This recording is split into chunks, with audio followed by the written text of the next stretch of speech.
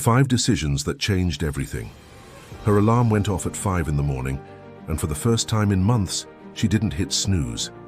Something had shifted overnight, though she couldn't name it yet. She had seen the video everyone was talking about, the transformation that seemed almost impossible, the kind of change that made you stop scrolling and wonder if maybe, just maybe, you could do it too. But this isn't about her story alone. It's about the 5 ideas hidden inside that transformation. The ones most people missed while staring at the before and after photos. Because what looks like magic is usually just clarity. And clarity, it turns out, changes everything. The first idea came from a place most people avoid. Failure. Not the dramatic kind you see in movies, but the quiet, daily surrender of giving up before you've really started. She had tried everything. Every diet, every workout plan, every promise of results in 30 days or less, and each time the same pattern emerged. Excitement, effort, exhaustion, then silence. What she didn't know then was that she wasn't failing at discipline. She was failing at design. Because motivation dies the moment your plan collides with reality, and reality always wins. Researchers at Stanford discovered something most of us learn the hard way. Willpower isn't a character trait, it's a limited resource that depletes by noon. The people who succeed aren't stronger, they're smarter about structure. So the first idea is this: stop relying on motivation. Start building systems so simple that failure requires more effort than success. She began with 1 change, not 5, not 10, just 1. She decided to drink a full glass of water before her morning coffee. That was it. No pressure, no guilt, just hydration. It sounds almost absurd, doesn't it? But here's what happened. That single glass became an anchor, a moment of intentionality that rippled into the rest of her day. Within 2 weeks, she noticed she wasn't reaching for sugar by 10 in the morning. Her energy felt steadier. Her skin looked brighter. She hadn't changed her diet, she had changed her sequence. And that's when she stumbled onto the second idea. Transformation isn't addition, it's subtraction. Most of us are trying to pile new habits onto broken routines, hoping something sticks. But what if the problem isn't what you're not doing? What if it's what you're still doing that no longer serves you? She started tracking her days differently, not with a planner or app, but with a simple question each night. What drained me today? What didn't need to happen? The answers surprised her. Late night scrolling that left her wired and exhausted. Saying yes to plans she dreaded. Skipping meals, then binge eating out of desperation. One by one, she removed them. Not dramatically, just quietly. Like pulling weeds from a garden you forgot you were tending. Sometimes we only understand strength when it's tested. And for her, the test came in week 3, an injury. Nothing severe, but enough to sideline her workouts for 10 days.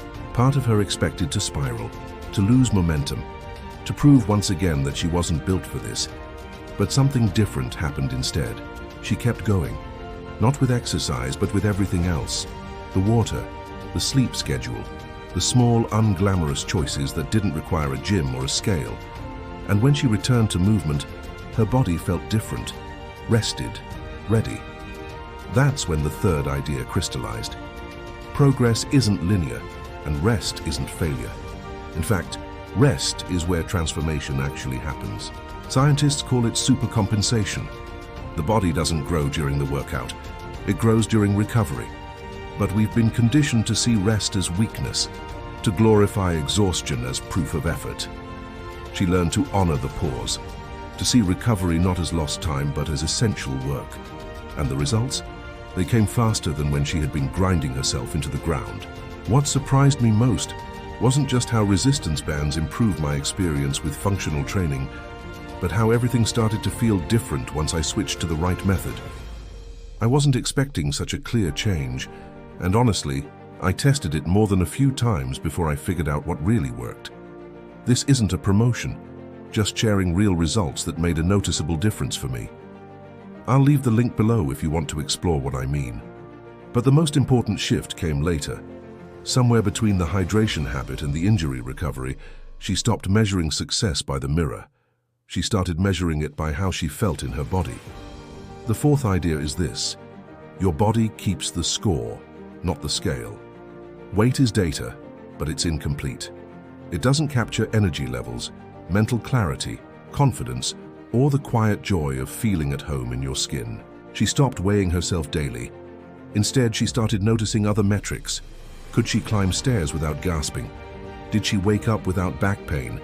Could she focus during meetings without crashing by 3 in the afternoon? The answer slowly but surely became yes. And that yes mattered more than any number ever could. Of course, there were setbacks. Days when the old patterns crept back in, mornings when the alarm felt impossible, moments when she wondered if any of it was worth it. But here's what kept her going. She had stopped chasing perfection. She was chasing consistency. And consistency, unlike perfection, is forgiving. It allows for bad days. It makes room for being human. Which brings us to the fifth and final idea, the one that ties everything together. Transformation isn't a destination, it's a practice, a daily negotiation between who you were and who you're becoming. She realized that the people who sustain change aren't the ones who reach a goal and stop. They're the ones who fall in love with the process, who find meaning in the mundane, who understand that maintenance is just as important as momentum.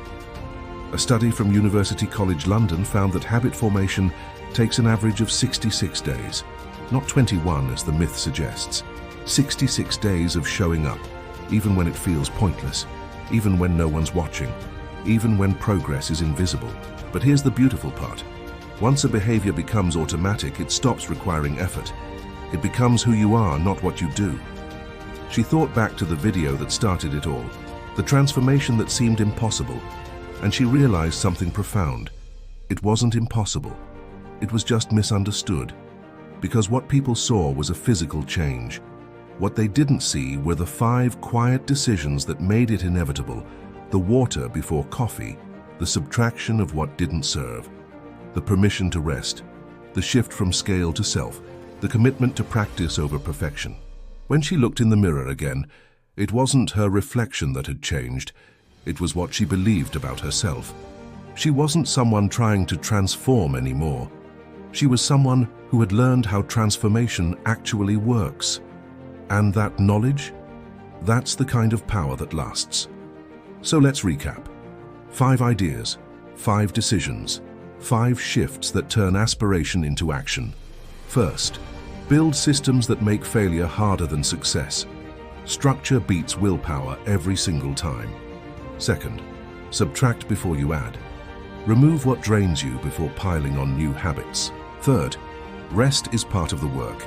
Recovery isn't lost time, it's where growth happens. Fourth, your body keeps the score. Trust how you feel more than what you weigh. Fifth, fall in love with the practice. Transformation is a daily negotiation, not a finish line. These aren't revolutionary, they're not even new, but they work. Not because they're complicated, but because they're true. And the truth is, most of us already know what we need to do. We're just waiting for permission to do it imperfectly, to start messy, to trust that small unglamorous choices compound into something beautiful. So if you're watching this and wondering if you can do it too, the answer is yes. Not because you're special, but because you're human.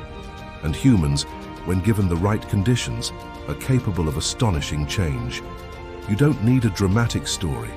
You don't need rock bottom or a life-altering wake-up call. You just need to start. One glass of water, one honest question, one decision to rest when you need it.